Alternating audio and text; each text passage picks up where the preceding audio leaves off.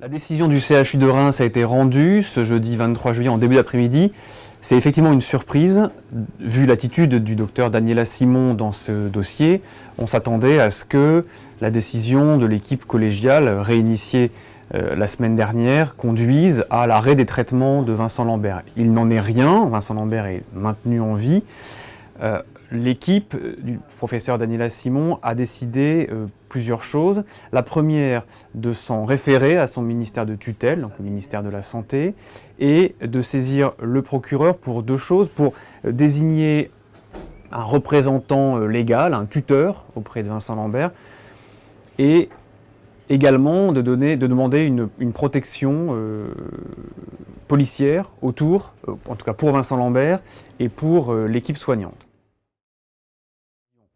On s'en réfère au ministère de la Santé. Alors, on croit savoir que Marisol Touraine était elle-même favorable à l'arrêt des soins. C'est elle qui avait, d'après le professeur Carigère, donc le prédécesseur du professeur Simon, c'est elle qui avait encouragé l'équipe soignante à saisir le Conseil d'État pour valider l'arrêt des soins qui avait été initié. Est-ce qu'elle, en tant que ministre de la Santé chargée de l'affaire, elle va assumer de nouveau cette décision? Mais on ne sait pas.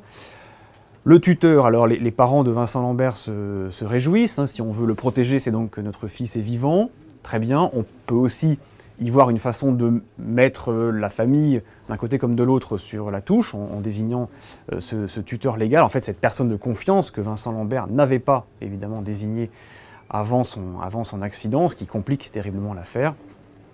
Quant à la protection, ben, c'est une bonne chose, donc ça signifie que Vincent Lambert est vivant puisqu'on le protège.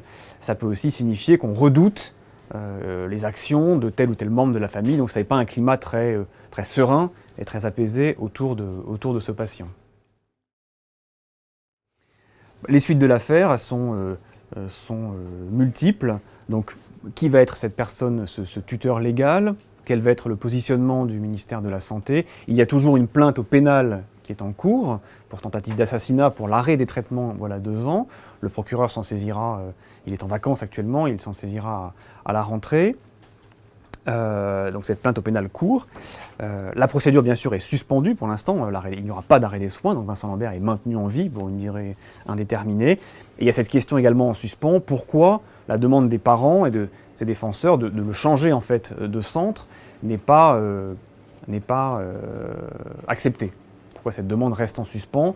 Il y a aussi cette idée que Vincent Lambert va s'inscrire encore un peu plus au CHU de Reims, comme si le CHU était véritablement propriétaire, pour le meilleur ou pour le pire peut-être, de son patient.